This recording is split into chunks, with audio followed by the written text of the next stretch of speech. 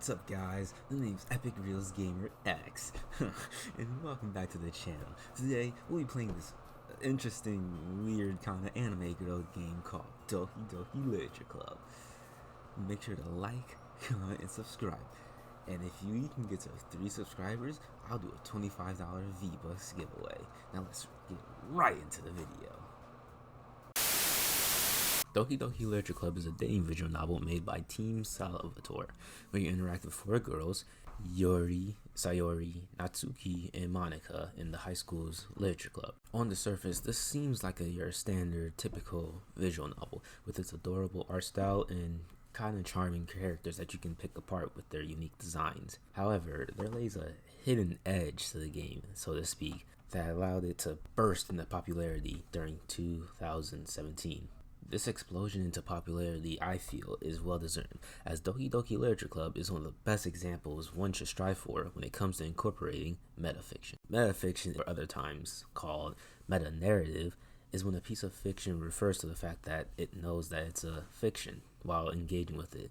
Say from 2013's Deadpool, where the main character constantly references the audience and understands that he is simply in a video game. The second and third act of Doki Doki Literature Club showcases meta-fictional elements as it goes into the topic of the sentience and non-sentience of the cast members and how the world and game interacts and perceives us. It effectively tackles things that are in metafiction, such as luring you into the context of a different game.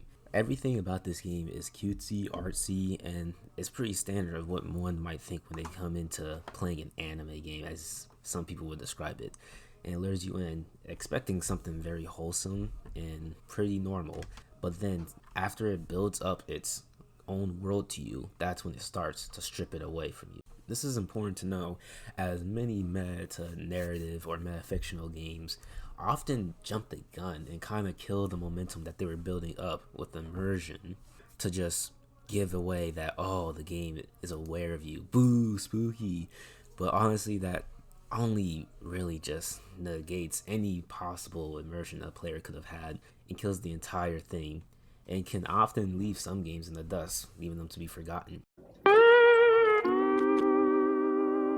Doki Doki Literature Club does this phenomenally by building up the world to you, selling it to you, having each character have their own interests, their own debates, their scuffles, and you can really get a sense of who these people are that you're interacting with as the player, while also having that player awareness of knowing that this is just a game without it being in your face.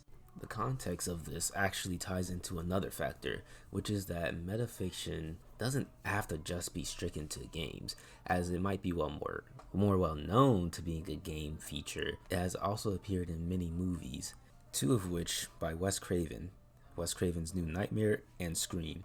Wes Craven's New Nightmare actually tackles the idea that within this universe, the Nightmare on Elm Street movies are strictly fiction, but then they are suddenly being possessed and attacking people's dreams as Freddy Krueger tries to resurrect himself. In Scream, they directly mention tropes and themes that are very common to people nowadays when entering a horror movie, such as don't go alone, no sex, etc., etc. These movies are able to perform these metafictional moments perfectly, as it understands what makes a movie distinct in its media form. It would be very odd if a movie just started showcasing and screaming at the screen, oh my god, this is a movie.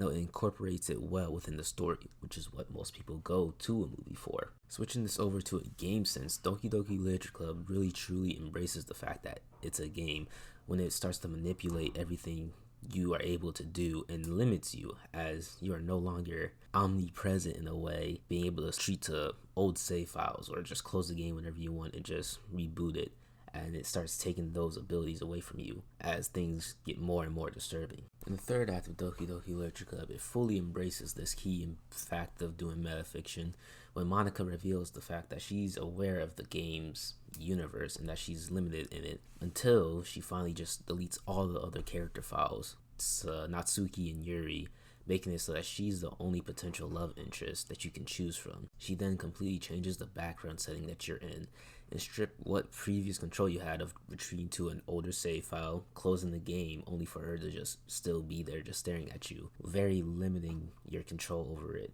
which really brings you in to the immersion. This could have failed expeditiously if they jumped the gun on it, revealing, oh, I know your game, blah blah blah, the entire time, and they chose to save it until the very end where it hits the most. These two elements of understanding its internal context and understanding the game genre itself and what makes gaming distinct as a media form is what allows Doki Doki Literature Club to achieve something that many games have strived to achieve but fail in its wake.